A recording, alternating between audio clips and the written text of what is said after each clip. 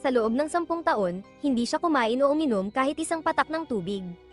Sa halip, ginugol niya ang kanyang mga araw sa matinding pagsasanay sa mga mapanganib na lugar, sinasadyang ilagay ang sarili sa matinding sakit. Ito ay dahil nasa misyon siya na maging isang Diyos sa mundo. Nagsimula ang lahat 25 taon na ang nakalipas nang magkaroon ng malaking labanan sa pagitan ng mga kaharian ng Kosela at Mag-ada dahil sa ilog Ganges at sa lungsod na Kapolavatthu. Inatake ng Kosela ang palasyo sa Kapolavatthu, at ang mga taong naipit sa digmaan ay nagdusa. Hindi lamang nawalan ng pamilya ang mga tao, kundi nagtiis din sila sa gutom at kawalan ng trabaho. Umaasa ang mga tao na balang araw, may isang espesyal na tao ang ipapanganak upang tulungan sila. Dumating ang araw na ipinanganak ang anak ng hari ng Kapolavatthu. Nang ipanganak si Prinsipe Siddhartha, nadama ng lahat ang isang matinding aura. Nagningning ang araw nang hindi pa nagagawa noon at napagtanto ng mga tao na siya ay pinagpala ng mga Diyos. Namangha ang mga taga-nayon, at nagtipon ang lahat ng hayop upang saksihan ang espesyal na pangyayaring ito. Ipinagdiwang ng mga taga-nayon ang pagdating ng tagapagmana ng Shakya, at binati ng lahat ang hari. Bagamat masaya si Maya sa mga pagpapala na ibinuhos sa kanyang anak, nakaramdam siya ng kahinaan at hinimitay. Nagmadaling bumalik si Haring Prajapati at ang kanyang mga sundalo sa lungsod nang marinig ang balitang nanganganib ang reyna. Pagdating ni Prajapati kay Maya, ipinakita sa kanya ang sanggol na si Siddhartha. Buong pagmamahal niyang hinawakan ang bata, at sinabi ni Maya na nais niyang pangalanan itong Siddhartha, na ang ibig sabihin ay isang taong naabot ang kanyang layunin. Nagustuhan ni Prajapati ang pangalan, ngunit naging kritikal ang sitwasyon nang magsimulang makaramdam ng sakit si Maya. Hiningi niyang yakapin ang bata, at ibinigay ni Prajapati si Siddhartha sa kanya. Sinabi ni Maya na si Siddhartha ay magiging kakaiba at magkakaroon ng malaking pananampalataya. Hinaplos ni Maya ang kanyang anak sa huling pagkakataon bago siya pumanaw. Walang nagawa si Prajapati kundi yakapin ang kanyang anak habang umiiyak si Siddhartha dahil sa pagkawala ng kanyang ina. Isang pari na nagngangalang Asita ang dumalaw kay Haring Prajapati, na nagagalak sa kanyang pagdating. Pumasok sina Asita at Prajapati sa silid ni Siddhartha, ngunit nagulat si Asita nang makita ang sanggol. Tinanong ni Prajapati kung bakit, at sinabi ni Asita na tignan kung paano itinuturo ng sanggol ang isang daliri sa langit at isa sa lupa. Ito ay tanda na siya ang pinakamamahal sa langit at lupa, na ang ibig sabihin ay magiging hari siya ng mundo. Nagulat si Prajapati sa revelasyong ito, humanga si Asita ngunit sinabing, sa kasamaang palad, hindi niya masasaksihan ang paglaki ni Siddhartha.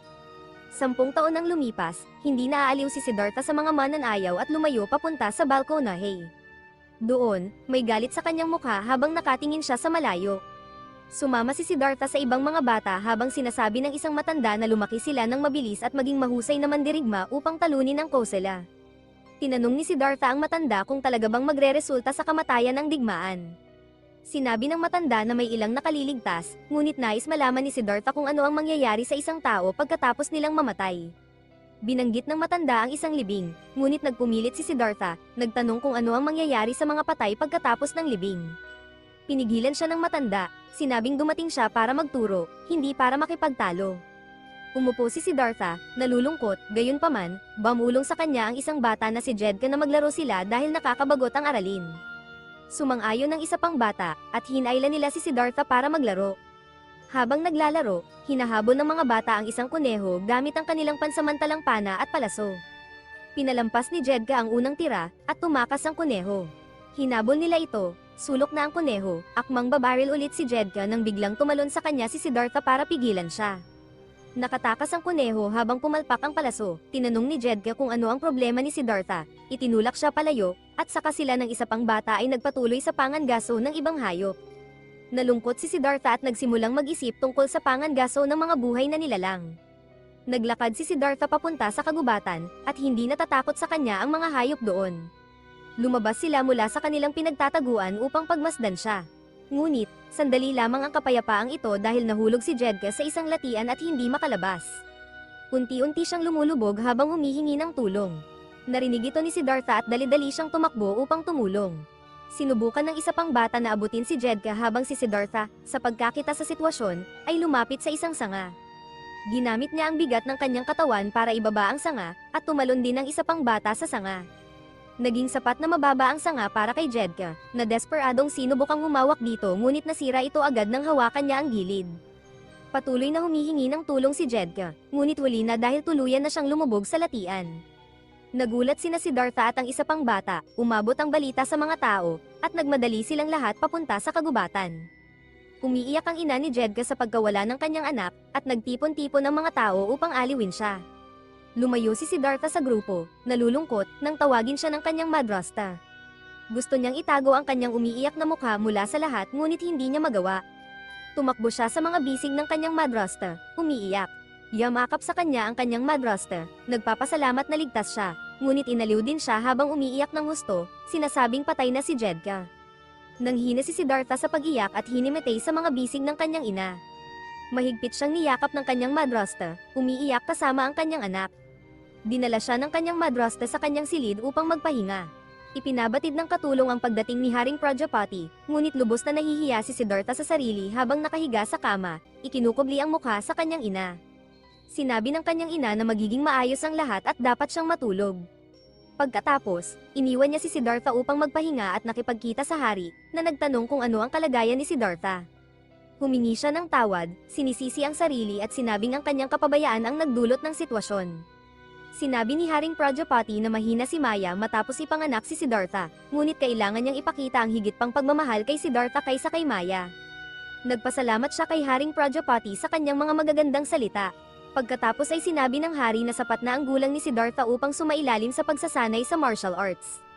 Hindi nakatulog si Siddhartha at naririnig niya ang kanilang usapan. Natututo si Siddhartha kung paano magpapana, at sumisigaw ang kanyang guro habang nagbibigay ng mga instruksyon. Nahihirapan si Siddhartha na hilahin ng pana, huminto ang mga sundalo sa kanilang pag-eensayo nang makita nilang masyadong marahas ang kasama ni Siddhartha. Nag-aalala sila para sa prinsipe, sinusubukan ni Siddhartha na labanan ang kanyang kasama na umaatake sa kanya ng buong lakas. Tinangka niyang harangin ang pag-atake gamit ang kanyang kalasag ngunit nawala ito at nahulog siya sa lupa. Kailangan niyang magmadali upang iwasan ang lahat ng pag-atake na maaaring makasakit sa kanya. 5 taon ang lumipas, nakikipaglaban si Siddhartha sa kanyang kasama, at namangha ang mga sundalong nanunood sa kung paano siya gumaling. Nagagawa niyang kontrahin at atakihin ang kanyang kalaban ng walang pagkakamali. Ipinagmamalaki ng kanyang ama na makitang gumaling ang kanyang anak. Pinuri ng kanyang kalaban si Siddhartha sa pagiging malakas, ngumiti sa kanyang nakamit sa pagtuturo kay Siddhartha. Subalit, hindi masaya si Siddhartha habang isinasaksak niya ang kanyang espada at lumalakad palayo. Biglang dumating ang isang sundalo upang maghatid ng isang sulat pang-emergency dahil malapit nang magsimula ang digmaan laban sa Kosala. Tinanong ni Siddhartha ang kanyang ama kung bakit kailangan nilang lumaban, at sinabi ng kanyang ama na nakaiwas sila sa digmaan sa mga nakaraang taon ngunit hindi sa pagkakataong ito. Sinabi ng kanyang ama na gumawa siya ng magandang simula. Nagtaka si Siddhartha kung ano ang ibig sabihin nito, at sinabi ng kanyang ama na dapat talunin ni Siddhartha ang Kosala, manahin ang kanyang lugar, at maging hari ng kanilang bansa. Ngunit kinwestiyon ni Siddhartha ang kanyang ama kung bakit may digmaan, bakit nagpapatayan ang mga tao. Sumigaw ang kanyang ama sa kanya, sinasabing kung hindi sila lalaban, hindi nila matatalo ang Kosala. Hindi pa rin kumbinsido si Siddhartha, tinanong siya ng kanyang ama kung paano siya magiging hari na may ganoong pag-iisip. Habang nagsisimula ang digmaan, nagkakarga ang Kosala at Shakya sa isa't isa, hindi alintana ang nayon sa pagitan ng kanilang mga lugar ng labanan. Pinapanood ni Siddhartha mula sa itaas habang naglalaban ang mga bansa, nadudurog ang nayon. Bumuhos ang mga pana ng Shakya sa unang hanay ng Kosala, na tinatapos sila. Gayunpaman, patuloy na umaabante ang pinuno ng digmaan ng Kosala, hinihimok ang kanyang mga tauhan na sumunod. Nakita ni Siddhartha ang mga tambak ng mga bangkay at hindi na makayanan ng panunood. Sumugod siya kasama ang kanyang mga tauhan sa larangan ng digmaan. Inatake nila ang isa't isa ng buong lakas, sumakay ang hari sa kanyang kabayo, binabagsak ang ilan sa mga tauhan ng Kosala. Ngunit ang pinuno ng Kosala at ang kanyang mga sundalo ay mayroon pa ring kalamangan, madaling tinatapos ang mga sundalo ng Shakya. Sumugod si Siddhartha sa larangan ng digmaan, sumisigaw sa kanila na tumigil, ngunit hindi pinansin ang kanyang mga sigaw. Napalibutan si Siddhartha ng mga sundalo ng Kosala na kinikilala siya bilang prinsipe at pinuno, nagnanais na tapusin siya upang makakuha ng titulo para sa kanilang sarili. Sinubukan ng mga sundalo ng Shakya na protektahan si Siddhartha, ngunit madali silang tinapos. Sa pag-atake ni Chapra, ang pinuno ng Kosala, kay Siddhartha, tila bumagal ang oras. Habang papalapit siya kay Siddhartha, lalong nagiging maliwanag ang kanyang paligid. Hindi hinugot ni Siddhartha ang kanyang espada at tinitigan lamang si Chapra. Nagsimulang damyugaw ang bibig ni Chapra at naging hindi mapakali ang kanyang kabayo. Sa huli, nahulog siya mula sa kabayo habang patuloy na dumudugo. Nagtitigan sina Siddhartha at Chopra, at napagtanto ni Chopra na iba na ang sitwasyon dahil para bang tumatagos ang mga mata ni Siddhartha sa kanyang kaluluwa at hinuhusgahan siya. Matindi ang pagkakabagsak ni Chopra sa lupa, at agad siyang nilapitan ng kanyang mga tauhan ngunit binawian siya ng buhay kaagad.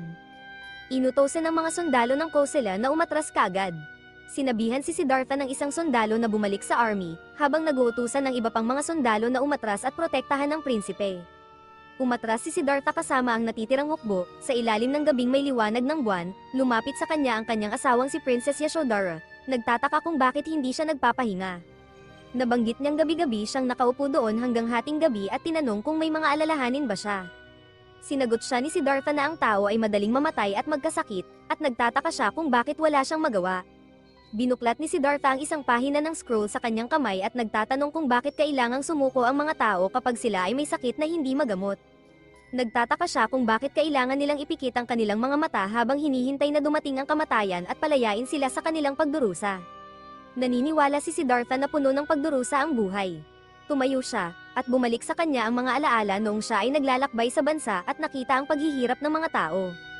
Naalala niya ang isang batang alipin na natapakan ng isang mangangalakal ng prutas dahil sa pagnanakaw. Ang bata, nagutom at payat, ay kumapit sa ninakaw na orange, tiniis ang sakit habang patuloy siyang tinatapakan ng mangangalakal.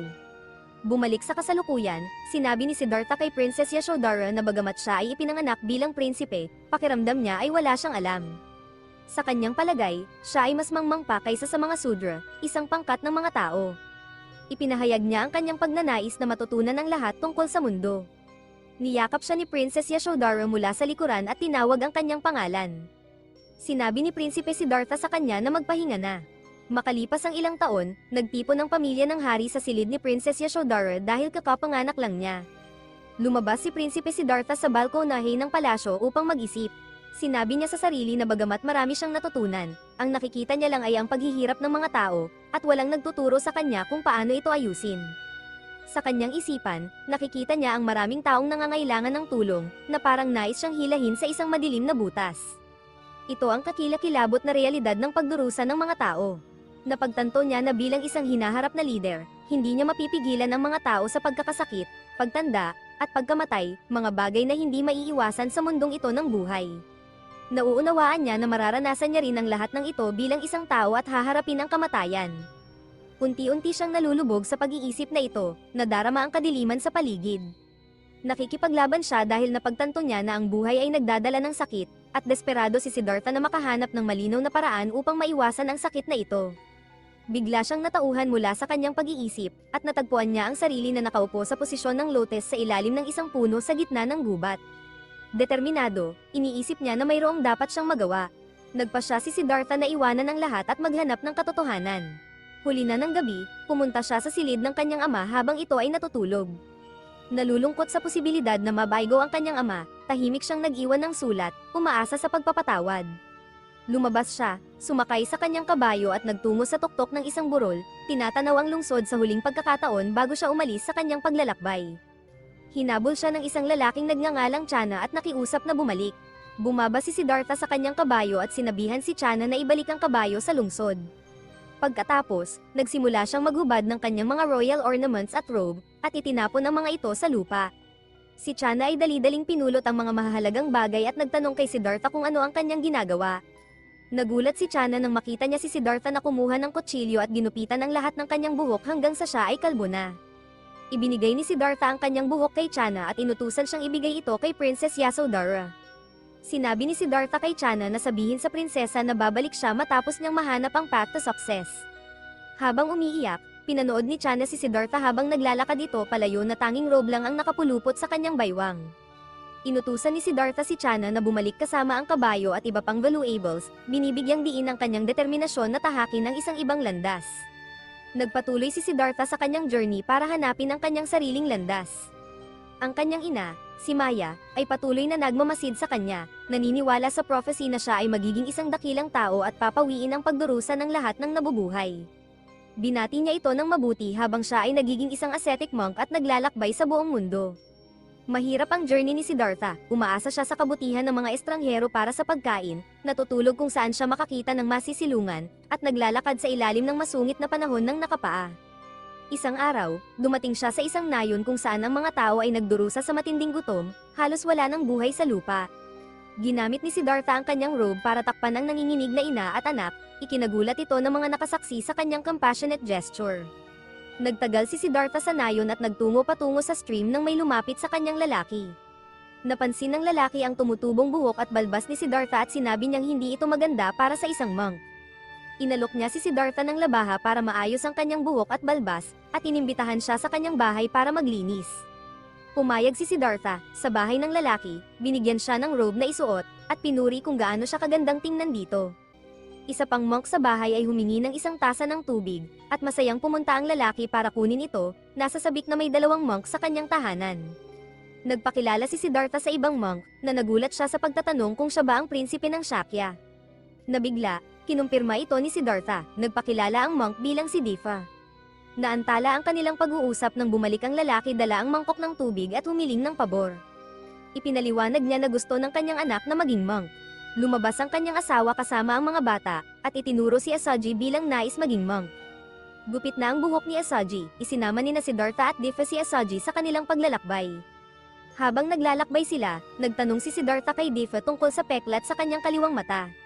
Sinabi ni Difa na habang siya ay nagmumuni-muni sa isang bato, may ilang taong lumapit at inudyukan siya sa pagsasabing walang saysay ang pag-aasitiko. Sumagot siya, ipinaliwanag na ang layunin ng pag-aasitiko ay lampasan ang mga limitasyon at muling ipanganak sa susunod na buhay. Hinamon siya ng isa sa mga tao, tinatanong kung bakit hindi niya sunugin ang kanyang mga mata kung may kahulugan ang paghihirap. Matapos mag-alinlangan sandali, kinuha niya ang sulo at ikinagulat ng lahat nang sunugin niya ang kanyang kaliwang mata dito. Ipinaliwanag niya kay Siddhartha na sinabi sa kanya na walang kahulugan ang pagpapahirap sa sarili, kaya sinunog niya ang kanyang mga mata upang patunayan na mali sila. Ibinahagi ni Difa na ang pinakakahanga-hangang gawa ng pag-aasitiko na kanyang nasaksihan ay ang isang lalaki na nag-transform sa isang halimaw, namuhay sa kalikasan ng walang mga pagnanasa at distraksyon. Naniniwala siya na ang pagtulak sa mga limitasyon ng self-mortification ay magreresulta sa isang dakilang muling pagkabuhay. Ayon kay Difa, mas maraming pagdurusa ang pinagdaanan ng isang tao sa buhay, mas maganda ang kanilang muling pagsilang sa susunod na buhay. Nakangiti si Asaji, na nasa likuran nila, nakahiga kasama ang isang paru-paro. Imungkahi ni Difa kay Siddhartha na dapat silang pumunta sa kagubatan ng mga ascetic. Hindi sumalungat si Siddhartha ngunit nanatili siyang may pag-aalinlangan tungkol dito. Habang naglalakad sa swamp, tinatawid ng 3 ang tubig. Masugid na sumusunod si Asaji ngunit nasugatan ang kanyang paa sa isang tinik na baging sa ilalim ng ilog. Sumigaw siya sa sakit, nawalan ng balanse, at nagsimulang malunod. Sumisid si Siddhartha sa ilalim ng tubig, dali-daling lumangoy papunta kay Asaji, at lumutang pabalik sa ibabaw dala siya sa kanyang kamay. Mula noon, buhat ni Siddhartha si Asaji sa kanyang likod sa natitirang bahagi ng kanilang paglalakbay. Tinatawid nila ang iba't ibang tanawin, mula sa isang tigang na disyerto hanggang sa tuktok ng bundok na may talon, at sa pamamagitan ng isang gubat. Huminto sila sa isang ilog, kung saan inalagaan ni Siddhartha ang sugat ni Asaji bago sila nagpatuloy sa pagbaba sa isang landas ng bundok. Nakarating sila sa isang nayon, huminto upang magnilay at tumanggap ng pagkain na inalok ng mga taga-nayon. Naglalakbay sa gabi, nakatagpo sila ng isang grupo ng mga lalaki sakay ng mga kabayo. Ang pinuno, na nakilala si Difa mula sa kanilang nakaraang pagtatagpo, ay tumawag sa kanya. Mabilis na nakialam si Siddhartha, ipinaliwanag na may sakit si Asaji at nangangailangan ng agarang lunas. Si Tata, ang lalaking tumulong sa kanila, ay maingat na nag-alaga kay Asaji. Naghanda siya ng gamot sa isang palayok at ibinigay ito kay Siddhartha para ipainom kay Asaji, ipinaliwanag na ito ang tanging gamot na mayroon sila. Pagkatapos, hiniling ni Siddhartha kay Tata na painitin ng isang talam para sa kanya. Nagtaka si Tata kung bakit kailangan ni Siddhartha ang talem, at sinabi ni Siddhartha na ito ay para mahigop ang masasamang bagay mula sa sugat ni Asaji. Ginawa ni Siddhartha ang sinabi niya, hinigop ang masasamang bagay at pagkatapos ay ginamit ang mainit na talem para isara ang sugat. Sumigaw si Asaji dahil masakit ito, ngunit agad siyang nawalan ng malay. Sinabi ni Tata sa lahat na hindi humihinga si Asaji. Sa kanyang mahimbing na kalagayan, nagtaka si Asaji kung patay na ba siya nang marinig niya ang isang boses. Ito ang ina ni Siddhartha, ngayon ay isang Diyos, na nagsasabi sa kanya na hindi pa siya maaaring mamatay dahil nakatakda siyang mabuhay kasama ni Siddhartha. Hiniling niya kay Asaji na suportahan si Siddhartha. Ginagawa ni Siddhartha ang CPR kay Asaji, at bigla na lang nagsimulang pawisan si Asaji at umubo, pinapakita na siya ay buhay pa. Kapwa nakahinga ng maluwag sina Tata at Siddhartha at sinabing matibay ang bata. Ibinahagi ni Tata na noon, gagamitin niya ang kanyang kapangyarihan para sumanib sa isang ibon at maghanap ng mas mabuting gamot. Ngayong gising na, nagtanong si Difa kung mayroon pa bang kapangyarihan si Tata, ngunit ipinaliwanag ni Tata na nawala na ito. Sa kasamaang palad, nasa panganib pa rin si Asaji dahil hindi bababa ang kanyang lagnat malibang gumaling ang kanyang binti. Ibinahagi ni Difa kay Tata na narinig niya mula kay Naradata tungkol sa isang misteryosong bata na nagngangalang Tata na may natatanging kakayahang sumanib sa mga bagay. Lumalabas na noong bata pa si Tata, kaya niyang palitan ang kanyang katawan sa mga hayop. Sa loob ng maraming taon, nanatili siyang bata, at hindi tumanda ang kanyang katawan. Gayunpaman, nang mawala ang kanyang kapangyarihan, bigla siyang naging matanda. Binanggit ni Difa na narinig niyang hindi tumatanda si Tata, ngunit itinama siya ni Tata, sinabing siya ay matanda na ngayon. Biglang pumasok ang isang babaeng bulag sa silid at nagtanong kung bumalik na si Tata. Ipinabatid ni Tata na siya ay nasa bahay kasama ang dalawang monghe at isang bata. Nang marinig ni Miga Ayla ang boses ni Siddhartha, agad niyang binitawan ang mga troso na hawak niya. Kilala na nila ang isa't isa noon pa man, noong prinsipe pa si Siddhartha, umibig siya kay Miga Ayla matapos siyang iligtas nito mula sa mga banditong nang aabala sa kanya. Nagkasama sila at ipinasyal niya si Siddhartha sa nayon sakay ng bangka. Minsan, nahulog sila sa ilog at naglaro sa tubig, nang malaman ng kanyang ama ang tungkol sa kanilang relasyon, iniutos niyang ipapatay si Miga Ayla. Nalaman ito ni Siddhartha at bigla siyang sumugod sa throne room kung saan nagpupulong ang kanyang ama. Puno ng galit, handa na sana siyang bunutin ng kanyang espada laban sa sariling ama. Pinakiusapan siya ng mga gwardya at ng iba pang naroon na kumalma. Nakita ng hari ang kaseryosohan sa mga mata ni Siddhartha at nagmungkahi ng alternatibo. Kung pakakasalan ni Siddhartha si Princess Yasodhara, palalayain niya si Miga Ayla. Pumayag si Siddhartha kahit labag sa kanyang kalooban. Subalit pagdating sa courtyard, nadiskubre ni Siddhartha na sinunog ng isang gwardya ang mga mata ni Miga Ayla bilang parusa. Sa kabila ng sakit, walang galit si Miga Ayla kay Siddhartha at masaya siyang nakilala niya ito. Nais niya na maging isang dakilang hari si Siddhartha. Dinala siya ng mga gwardya at iniwan sa kawalan kahit bulag siya. Labis na nasaktan si Siddhartha kaya kinaskas niya ang kanyang daliri sa semento hanggang ito'y damyugo. Labis ang pagkabigla ni Siddhartha nang makita niyang muli si Miga Ayla pagkatapos ng mahabang panahon. Humingi siya ng tawad dito, puno ng pagsisisi na hindi niya natupad ang hiling nito na maging isang dakilang hari. Nasaktan, tumakbo palabas ng kwarto si Miga Ayla, si Tata, na nakarinig sa pangalan ni Siddhartha, tinanong siya kung siya nga ba ang prinsipe at sinabing matagal na niya itong hinahanap.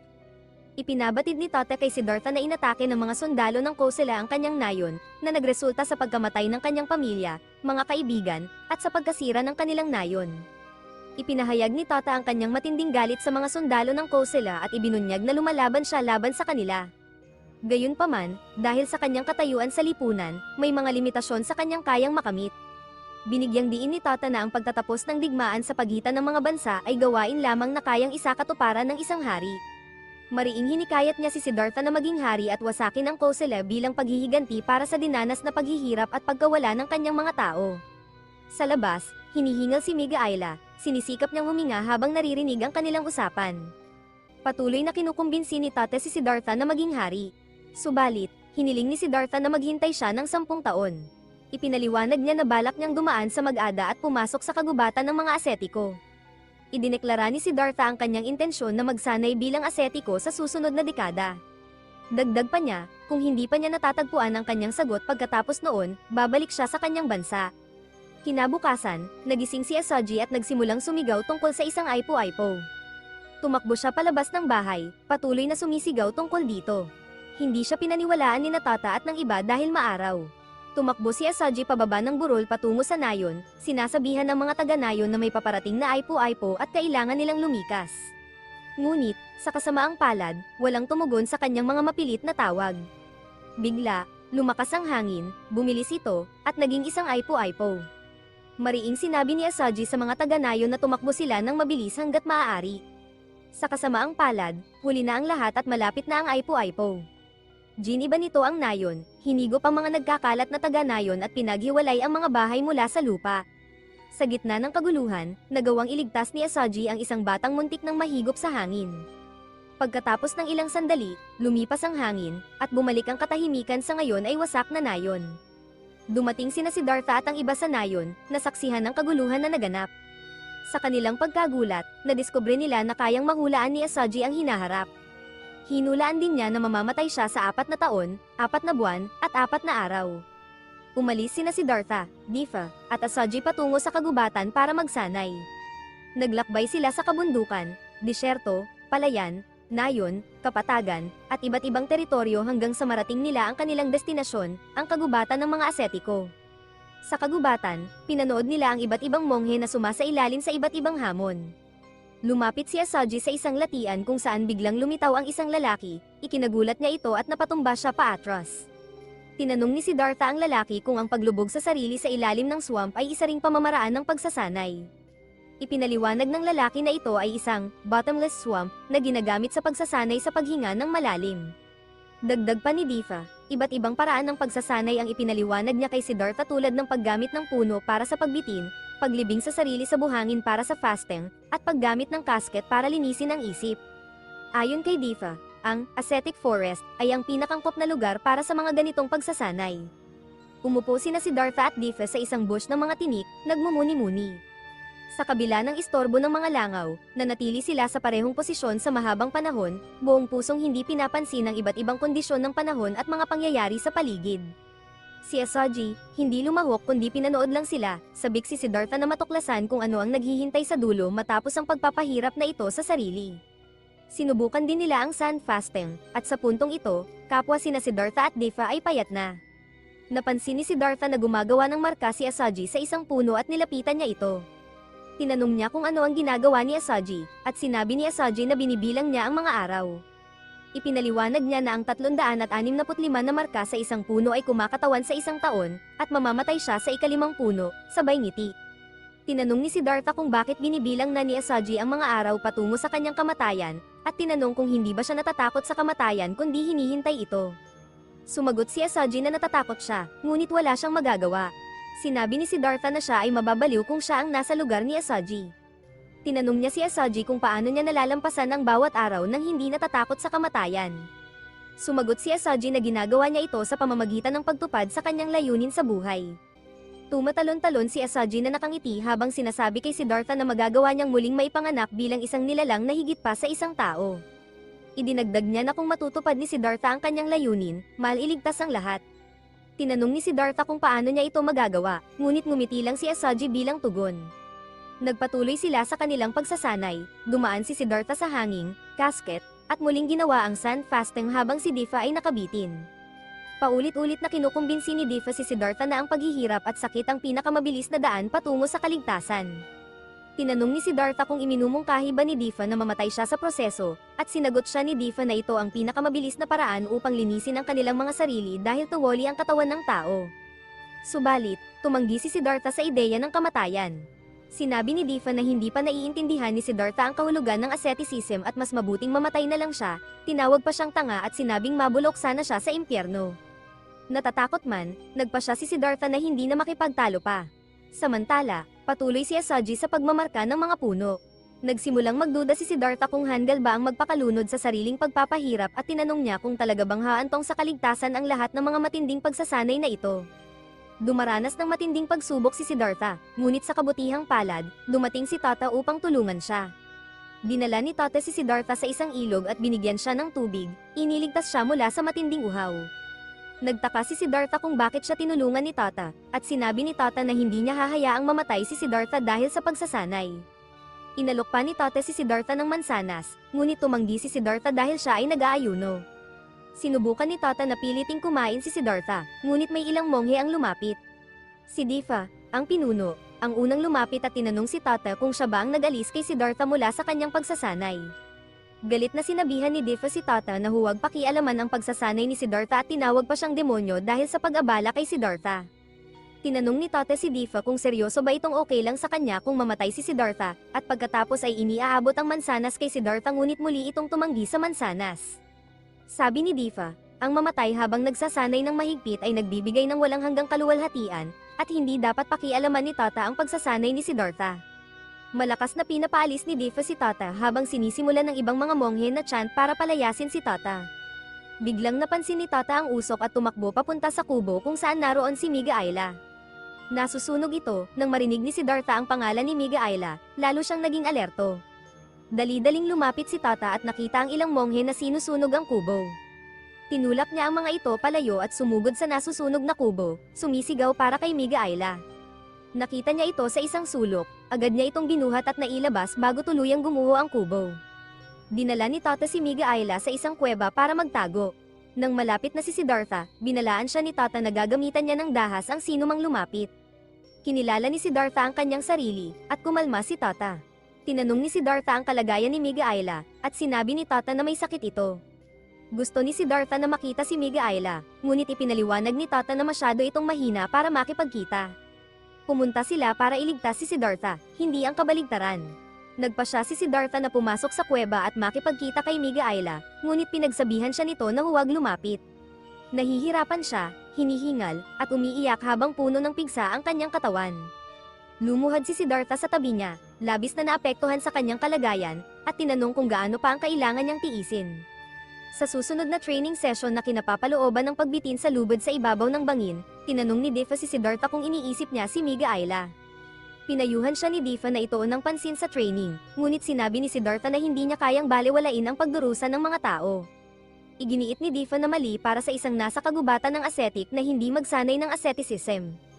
Sinagot ni Siddhartha na hindi nila naiintindihan, at walang sino man sa kagubatan ang nakararanas ng ganoong sakit tulad ni Miga Ayla. Inaalagaan ni Tata si Miga Ayla, dala-dala ang pagkain para sa kanya, ngunit ayaw niyang kumain. Sinabi niya kay Tata na pumunta kung saan niya gusto dahil wala nang pag-asa para sa kanya. Sinabi ni Tata na hindi dapat siya magsalita ng ganoon, ngunit iginiit ni Miga Ayla na kung siya'y mamatay, magiging malaya na siya.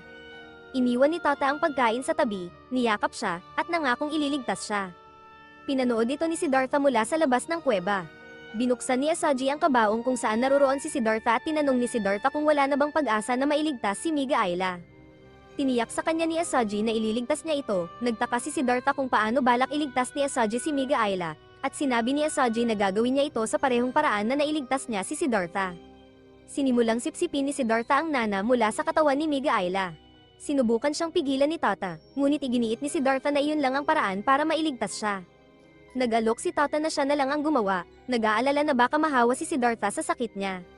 Sinabi ni Siddhartha kay Tata na kung mapapagod siya, pwede silang magpalitan, at dapat silang magtulungan. Nahihiya si Miga Ayla, umiiyak at tinatawag ang sarili na marumi. Ngunit pinapalakas loob siya ni Siddhartha, sinasabing hindi siya marumi, at siguraduhin niyang matatanggal ang lahat ng lason o nana.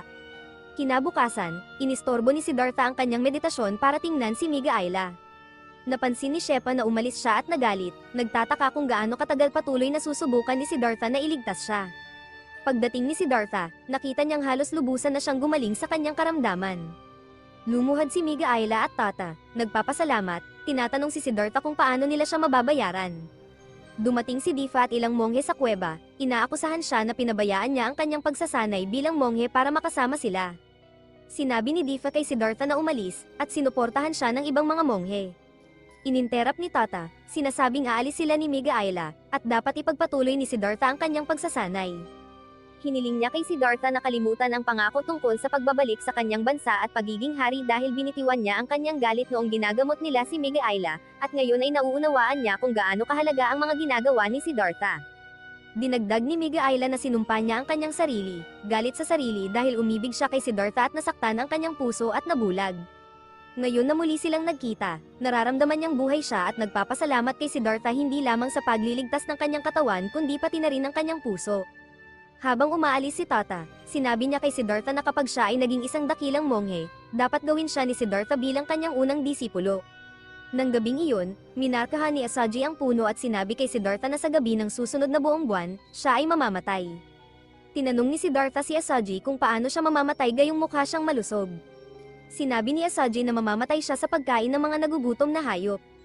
Tinanong ni Siddhartha si Asaji kung tumpak ba ang hula ng kanyang kamatayan at kung talagang haharap siya sa ganoong trahedya. Kinumpirma ito ni Asaji, nakangiti pa rin. Nangako si Siddhartha kay Asaji na anuman ang mangyari, palagi siyang magiging matalik niyang kaibigan at paprotektahan niya ito. Nahulog si Asaji mula sa bangin habang sinusubukang abutin ang ilang itlog sa isang pugad. Nagmumuni-muni si Siddhartha nang marinig niya ang sigaw ni Asaji at mabilis na tumakbo upang tulungan siya. Narating ni Siddhartha ang ibaba ng bundok at natagpuan si Asaji na ligtas. Habang nangingisda, nahulog si Asaji sa ilog, muli, inistorbo ni Siddhartha ang kanyang meditasyon upang mabilis na tumakbo at tulungan siya. Sa kabutihang palad, natagpuan niya si Asaji na ligtas, nakangiti, at kumakaway sa kanya. Sa gabi ng buong buwan, itinigil ni Siddhartha ang kanyang pagmumuni-muni at nagpa siya na hindi niya hahayaang mamatay si Asaji, kung saan ay itinali niya si Asaji sa isang sanga ng puno. Bigla, umakyat ang isang kuneho sa puno kung saan nakatali si Asaji, at sinimulan nitong kagatin ang lubid. Naputol ang lubid, at nagising si Siddhartha mula sa kanyang pagkakatulog. Wala na si Asaji, at mabilis na hinanap ni Siddhartha sa paligid para makita siya. Samantala, kusa namang sumunod si Asaji sa kuneho papasok sa gubat. Naglakad siya sa tabi ng isang palumpong at aksidenteng nahulog sa isang hukay na puno ng mga lobo. Nakita ni Asaji ang mga batang lobo na umiiyak dahil sa gutom. Lumapit si Asaji at inaliw ang mga batang lobo, sinasabing makakakain na sila maya-maya.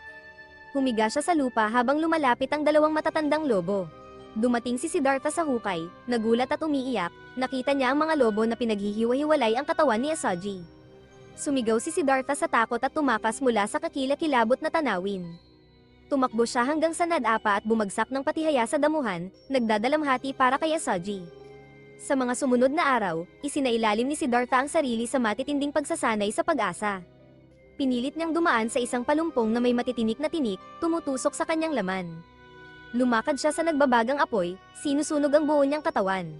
Nagpatali pa siya sa puno ng kahoy, hinahayaang tuck-in ng mga gutom na uwak ang kanyang katawan.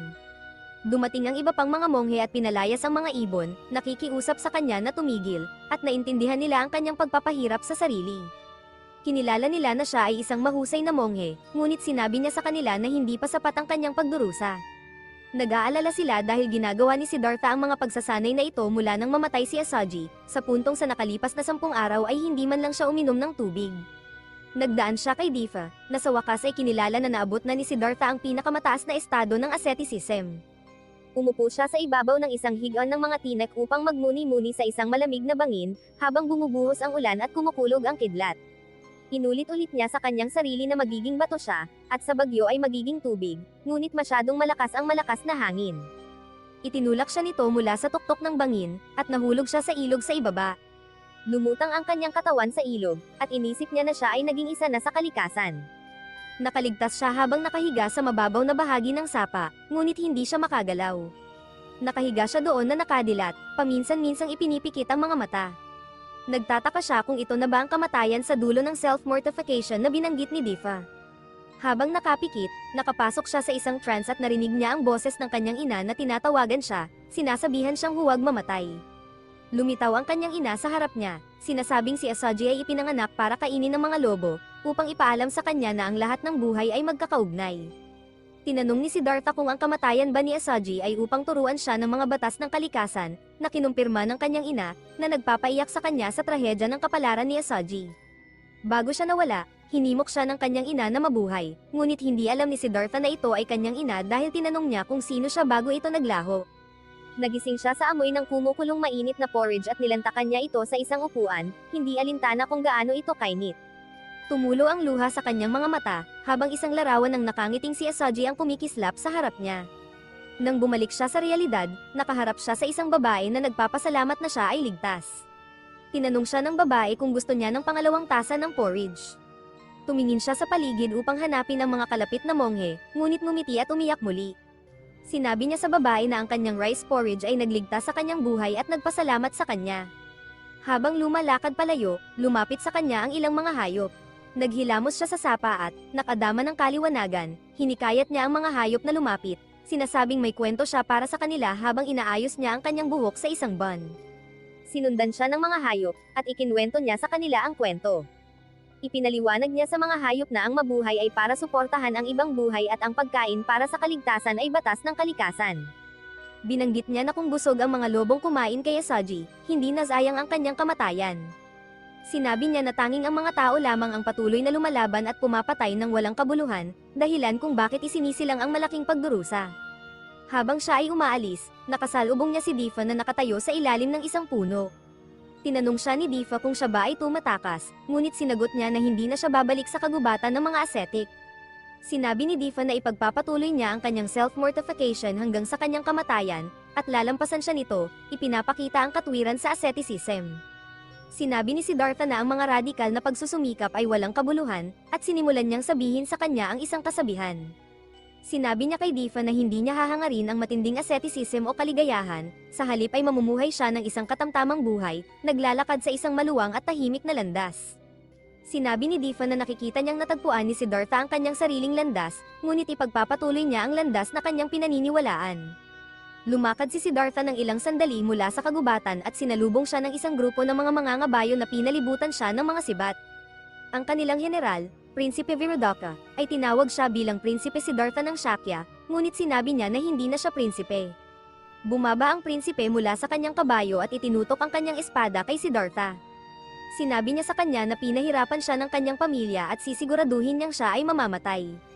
Tinanong niya si Siddhartha kung siya ba ay nalulungkot, at tinanong pa kung kinamumuhian niya siya. Sinabi niya kay Siddhartha na kunin ang espada mula sa kanyang kamay at harapin siya. Mahinahon na sinabi ni Siddhartha na siya ay dapat na isang kaawa-awang kaluluwa, at kung tatapusin siya nito, dapat na lang niyang gawin ito. Sinabi niya na hindi niya kinamumuhian ito, ngunit kinakaawaan niya. Nalito si Prinsipe Virodaka, tinanong niya si Siddhartha kung ano ang kanyang sinasabi, at kahit na pagkatapos ng banta na tatapusin ang kanyang mga tao at pamilya, hindi pa rin nababahala si Siddhartha. Tinanong ni Siddhartha kung nasisiyahan siya sa kanyang paghihiganti, at kung ito ba ay nagdulot ng kagalakan kahit minsan, o kung ito ba ay nagpapahirap sa kanya sa gabi. Ito ay nagalit sa kanya, at siya ay malapit nang umatake kay Siddhartha gamit ang kanyang espada. Ngunit bigla, tinamaan ng kidlat ang espada, na nagdulot ng pagkahulog nito mula sa kanyang kamay. Dinampot ni Siddhartha ang espada at lumapit kay Prinsipe Virodaka. Inutusan niya ang kanyang mga tauhan na tapusin si Siddhartha. Pinalibutan nila siya ngunit biglang umatras dahil sa hindi kilalang puwersa na pumihil sa kanila. Ibinigay muli ni Siddhartha ang espada sa kanya, sinabihan siya na magpapatuloy siyang makaramdam ng pagsisisi hanggang sa araw ng kanyang kamatayan, magdudusa ng walang hanggan, at iyon ay mas malupit kaysa sa torture, mga sugat, o sakit. Dahil dito, kinakaawaan niya siya, iniabot niya ang espada sa batang general, na umatras at sinabi sa kanyang mga tauhan na umurong. Si Siddhartha ay nagmumuni-muni sa harap ng isang latian ng may lumitaw na tao mula sa latian, nabighani sa tanawin ng pagmumuni-muni ni Siddhartha. Dahan-dahan siyang lumapit at lumuhad, sinabing nais niyang mamatay, dahil siya ang pinakamalungkot na tao sa mundo. Tinanong siya ni Siddhartha kung bakit siya malungkot. Sumagot siya na ang kanyang ama at ina ay natapakan ng elepante at namatay, at ang kanyang pangalawang ina ay namatay sa epidemya. Sinagot siya ni Siddhartha, sinabing ang kanyang mga magulang ang higit na malas. Sinabi ng taong mula sa latian ang kwento tungkol sa batang prinsipe na si Virodaka na iniwan ng kanyang ina, iginiit ng taong mula sa latian na malupit ang prinsipe dahil hinayaan niyang mamatay ang kanyang ina dahil lamang sa isa itong alipin, kaya nagtataka siya kung bakit hindi pinaparusahan ang prinsipe. Tumugon si Siddhartha na si Prinsipe Virodaka ay nagdurusa rin dahil kahit na siya ay prinsipe, wala siyang magawa habang namamatay ang kanyang ina, at mas malalim ang kanyang kalungkutan dahil marami siyang pinatay at hinayaan niyang mamatay ang kanyang ina, at kailangan niyang mabuhay na puno ng pagsisisi sa natitirang bahagi ng kanyang buhay hanggang sa kanyang kamatayan. Dumating ang prinsipe sa isang mababaw na libingan kung saan nagtipon ng isang grupo ng mga hina, pinalayas niya ang mga ito gamit ang kanyang espada. Sinimulan niyang hukayin ang lugar na kung saan talaga nailibing ang kanyang ina. Hinukay niya ito mula sa lupa, at niyakap ito, umiiyak at sinasabihan ang walang buhay na katawan ng kanyang ina na tumingin sa kanyang mukha at tawagin siya. Sinabi niya na nagpakita siya ng kalamigan sa harap ng mga aide ng hari para lamang mapasaya ang hari, at humingi siya ng tawad sa walang buhay na katawan ng kanyang ina. Sinabi ni Siddhartha sa taong mula sa latian na si Prinsipe ay isa ring malas na tao at ang bawat isa ay may kanya-kanyang pasanin. Sinabi ni Siddhartha na siya ay nagdusa, kung kaya't dapat niyang maunawaan ang pagdurusa ng ibang tao higit kan inuman. Tumama ng malalim sa taong mula sa latian ang mga salitang binitawan ni Siddhartha, at siya ay lumuhad, pinapalo ang kanyang ulo at mga kamay sa sahig. Sinabi ni Siddhartha na may mas malas pa sa kanila. Nagtanong ang taong mula sa latian kay Siddhartha na kung lahat ay hindi masaya, bakit sila naririto sa mundo, bakit patuloy na nabubuhay ang mga tao. Inilagay ni Siddhartha ang kanyang kamay sa balikat ng lalaki, nagsimulang magliwanag ang katawan ni Siddhartha, at unti-unting kumalat ito sa paligid. Sinabi ni Siddhartha sa taong mula sa latian na namatay ang kanyang ina ilang araw matapos siyang ipanganak, at ngayon ay nagbabantay na ito sa kanya. Ipinahayag niya na dahil sa pagkakaroon ng ina sa kanya, nagkaroon siya ng pagkakataong makilala ito. Katulad ng kalikasan na may sariling layunin, bawat tao ay may kani-kanyang gampanin sa buhay dahil tayo ay konektado sa lahat ng bagay sa kalikasan at bumubuo ng ugnayan sa mga ito. Kumalat ang liwanag sa buong kagubatan at lumawak pa. Sinabi ni Siddhartha sa taong mula sa latian na may papel siyang ginagampanan sa buhay sa pamamagitan lamang ng pag-iral at may mga taong nailigtas lamang sa pamamagitan ng pagkikita sa kanya, tulad ng kasiyahan ng kanyang mga magulang nang siya ay ipanganak, na nagpagon sa pakiramdam ng taong mula sa latian sa kanyang pagkaunawa. Idinagdag ni Siddhartha na tiyak na labis ding nagalak ang ina ni Prinsipe Virodaka sa pagtrato ng kabaitan sa kanya. Sinabi niya na tiyak na nakahanap din ng ginhawa ang prinsipe sa kanyang kabaitan sa kanyang ina, na nagpaparamdam sa kanya na hindi siya nag-iisa. Nagtanong ang taong mula sa latian kay Siddhartha kung maaari ba siyang mabuhay at kung may papel ba siyang dapat gampanan sa buhay, yamang marami na siyang nasaktan at napatay. Sinagot siya ni Siddhartha ng oo, humiling siya ng pangalan ni Siddhartha, na ibinigay naman sa kanya. Sinabi niya na siya ay isang mabuting tao at nais niyang maging disipulo niya. Sinabi ni Siddhartha na hindi pa niya ito magagawa sa ngayon, dahil siya ay nasa kalagitnaan pa ng pagsasanay at nagluluksa rin. Sinabi ng taong mula sa latian kay Siddhartha na kapag natapos na niya ang kanyang pagsasanay at siya ay naging isang dakilang tao, agad siyang pupunta. Sinabi ni Siddhartha na hindi niya alam kung gaano katagal ito tatagal, sumagot ang taong mula sa latian na maghihintay siya hanggat maaari, at maghihintay sa malayo. Nagpasalamat siya kay Siddhartha sa pagtuturo sa kanya ng kahulugan ng buhay, at bumalik sa tubig. Huminto sa pagliwanag si Siddhartha at nagtaka sa sarili kung kailan niya tinuruan ang taong mula sa latian, at kung kailan niya sinabi ang lahat ng mga bagay na iyon at bakit niya sinabi ang mga iyon. Habang sumisikat ang araw sa abot tanaw, narinig niya ang isang boses na nagsasabing siya ay naliwanagan na, at siya ngayon ay tinatawag na Awakened Buddha. Sinabi ng boses na habang mayroon pang buhay, kanyang ikakalat ang kanyang mga turo sa lahat ng tao sa mundo, at tuturuan ang mga tao kung paano dapat mabuhay. Napagtanto niya na napasaya niya ang lahat ng kanyang nakasalamuha. Pumasok siya sa isang estado ng trance habang sinasabi ng kanyang ina na naabot niya ang isang mundo na ang pinto ng kanyang puso ay nagbukas. Ipinaliwanag nito na ang mga tao ay ipinanganak sa isang bulaklak ng lotus at kapag ito ay namukadkad, nagdadala ito ng walang limitasyong potensyal. Tinawag siya ng kanyang ina sa kanyang bagong pangalan na Body Sing, at sinabihan siya na pusbungin ang bulaklak sa puso ng mga tao. Tumugon siya na hanggat may buhay sa kanya, tutuperin niya ang papel na ibinigay sa kanya. Natapos ang digmaan habang itinigil ni Prinsipe Virodaka ang pag-atake, at nakabalik ang mga tao ng Kosele sa lungsod upang mabuhay ng normal na buhay. Nakahanap din ng kaligayahan sina Tata at Mighalya, pati na rin si Asaji na naglalaro ng mga paru-paro sa kabilang buhay. Patuloy na tinatahak ni Nadifa at ng mga monghe ang kanilang landas, habang si Siddhartha, ang Awakened Buddha, ay ipinagpapatuloy ang kanyang paglalakbay.